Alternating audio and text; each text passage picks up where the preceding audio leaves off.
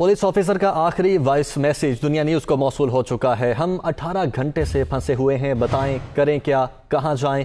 ASI Naveed Iqbal, मज़ीद कितने घंटे इंतज़ार करना होगा, उन्होंने ये कहा, जबकि उन्होंने अपने साथी पुलिस एहलकार को मैसेज भी भेजा था। ये ऑडियो मैसेज आप भी सुनिए। गुड। थोड़ी देर बाद फिर यार करी ने मेहरबानी करी है तो उस आखी में क्रेन भेजी ने कि कोई नहीं, और उन्होंने कहीं 18 घंटे हो गए तकरीबन सानू इंतजार करते हैं, बल्कि 20 हो गए ने। ते मजीद कितने घंटे और इंतजार करना पे भाईजान। साढ़े को तो लगी पई ने, साढ़े को तो ना नहीं रुकती पई, मरी शायद रुक गई होवे। बस अल्लाह करे यार कोई सिस्टम बन मंजे, बहुत परेशान हो गए। चलो आज अहमद पता लगता ना तेरा भी भाई तू कितने पानी है जे। मज़ा तो है ना सुबह तक असी निकल जाइए, या कम अज़ कम और नहीं तो क्रेन शुरू कर दे ना, फिर कोई बंदे नूं आड़ लग जाती भाई यार। चलो खैर है, कोई नहीं, हो जासी इंशाल्लाह। गुड। थोड़ी देर बाद फिर यार करी ने मेहरबानी करी है तो उस आखी में क्रेन भेजी ने कि कोई नहीं, और उन्होंने कहीं 18 घंटे हो गए तकरीबन सानू इंतजार करते हैं, बल्कि 20 हो गए ने।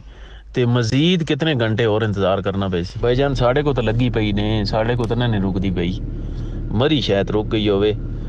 बस अल्लाह करे यार कोई सिस्टम बन मंजे, बहुत परेशान हो गए। चलो आज अहमद पता लगता ना तेरा भी भाई तू कितने पानी है जे। मज़ा तो है ना सुबह तक असी निकल जाइए, या कम अज़ कम और नहीं तो क्रेन शुरू कर दे ना, फिर कोई बंदे नूं आड़ लग जाती भाई यार। चलो खैर है, कोई नहीं, हो जासी इंशाल्लाह।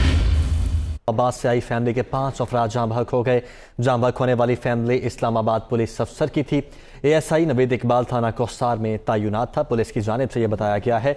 जबकि एएसआई गुलडन्ना रोड पर गाड़ी में ही बीवी बच्चों समेत जाँ बहक हो गए। तो मरी में शदीद बर्फबारी के बायस इस्लामाबाद से आई फैमिली के 5 अफराद जाँ बहक हो गए। जाँ बहक होने वाली फैमिली इस्लामाबाद पुलिस ऑफिसर की थी। एएसआई नवीद इकबाल थाना कोहसार में तैनात थे, पुलिस की जानिब से यह बताया गया है। जबकि एएसआई गुलडन्ना रोड पर गाड़ी में ही बीवी बच्चों समेत जाँ बहक हुए हैं। तो इस्लामाबाद से आई फैमिली के 5 अफराद जाँ बहक हुए हैं। जाँ बहक होने वाली फैमिली इस्लामाबाद पुलिस ऑफिसर की थी, जबकि एएसआई नवीद इकबाल थाना कोहसार में तैनात थे और ये बीवी बच्चों समेत जाँ बहक हुए।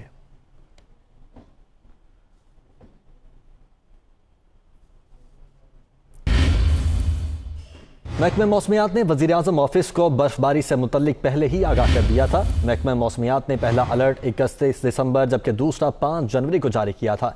महकमा मौसमियात ने तमाम मुतल्लिका इदारों को अलर्ट रहने की हिदायत जारी की थी। 5 जनवरी को मरी में शदीद बर्फबारी, रास्तों के बंद होने के खदशे से भी आगाह किया था। 6 से 7 जनवरी के दरमियान मरी गलियात में शदीद बर्फबारी का अलर्ट जारी किया गया था। 6 जनवरी को मरी की सड़कें बर्फबारी के बायस बंद होने की इत्तला दी गई थी। तो ये बताया जा रहा है कि पहले से ही इतला दे दी गई थी कि आने वाले दिनों में मौसम किस तरह से रह सकता है। महकमा मौसमियात ने वज़ीर-ए-आज़म ऑफिस को बर्फबारी से मुतल्लिक आगाह कर दिया था।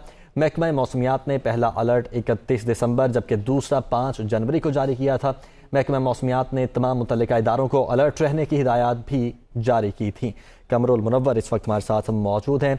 कमर, अगर 5 जनवरी को एक ट्वीट किया गया मोटरवे पुलिस की जानिब से कि मरी एक्सप्रेस वे को बंद कर दिया जाए, उसके बाद 31 दिसंबर और 5 दिसंबर को अलर्ट भी जारी किए गए, लेकिन इसके बावजूद भी इकदाम नहीं किए गए, इससे बड़ी नाअहली इस वक्त कोई नहीं है?